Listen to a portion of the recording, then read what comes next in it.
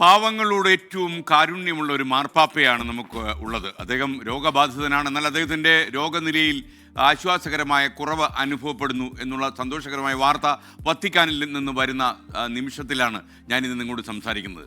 സാമൂഹിക നീതിക്കായും ലോകസമാധാനത്തിനുമുള്ള ഉറച്ച നിലപാട് കൊണ്ട് ആരുടെയും ആദരം പിടിച്ചുപറ്റിയ ആളാണ് നമ്മുടെ ഫ്രാൻസിസ് മാർപ്പാപ്പ.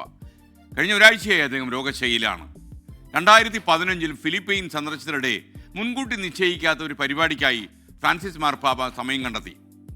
തെരുവ് കുട്ടികളുടെ പുനരധിവാസത്തിനായി പ്രവർത്തിക്കുന്ന ഒരു സ്ഥാപനം ഗുരുതരമായ സാമ്പത്തിക ബുദ്ധിമുട്ട് നേരിടുന്നുവെന്ന് ആരോ ഒരാൾ മാർപ്പാപ്പയോട് പറഞ്ഞു.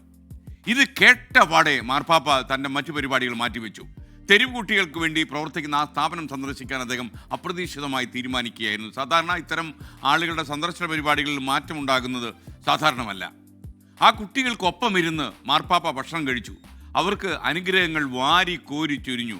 മാർപ്പാപ്പ മടങ്ങുമ്പോൾ കുട്ടികൾക്ക് സംതൃപ്തി എന്നല്ല, നമുക്ക് സന്തോഷത്തിൻ്റെ പാരമ്യത്തിൽ അവരെത്തിയെന്ന് പറഞ്ഞാൽ മതിയല്ലോ. മാർപ്പാപ്പയുടെ ഈ പ്രവൃത്തി ആ സ്ഥാപനത്തിന് വലിയ മുന്നേറ്റമാണ് ഉണ്ടാക്കിയത്. ലോകത്തിൻ്റെ പല ഭാഗങ്ങളിൽ നിന്ന് ഒരുപാട് സാമ്പത്തിക സഹായം പ്രവഹിക്കാൻ തുടങ്ങി. കാര്യം മാർപ്പാപ്പ സന്ദർശിച്ച സ്ഥാപനം എന്ന് മാത്രമല്ല, മാർപ്പാപ്പയുടെ അനുഗ്രഹം കിട്ടിയ സ്ഥാപനമാണ്. അതുകൊണ്ട് തന്നെ അവരെ സഹായിക്കുന്നത് ദൈവകാരുണ്യം ലഭിക്കാൻ വഴിയാകുമെന്ന് പോലും കരുതിയ ആളുകളുണ്ടാകും. അധികാരമോ പദവിയോ അല്ല, ദരിദ്രരെയും വേദനിക്കുന്നവരെയും സേവിക്കാനുള്ള സന്നദ്ധതയാണ് ഒരു മഹാത്മാവിൻ്റെ ലക്ഷണം എന്ന് നമ്മൾ കരുതണം. മഹത്വത്തിൻ്റെ വഴിയും അതുതന്നെയാണ്. മാർപ്പാപ്പ നൽകുന്ന സന്ദേശം അതായിരുന്നു. അദ്ദേഹം വളരെ വേഗം സുഖം പ്രാപിക്കട്ടെ. അപ്രതീക്ഷിതമായ പ്രവചനാതീതമായ തീരുമാനങ്ങളിലൂടെ ലോകത്തിലെ വിശ്വാസികൾക്കും വിശ്വാസികളല്ലാത്ത സമൂഹത്തിനുമൊക്കെ തന്നെ മാർഗദർശിയാണ് അദ്ദേഹം.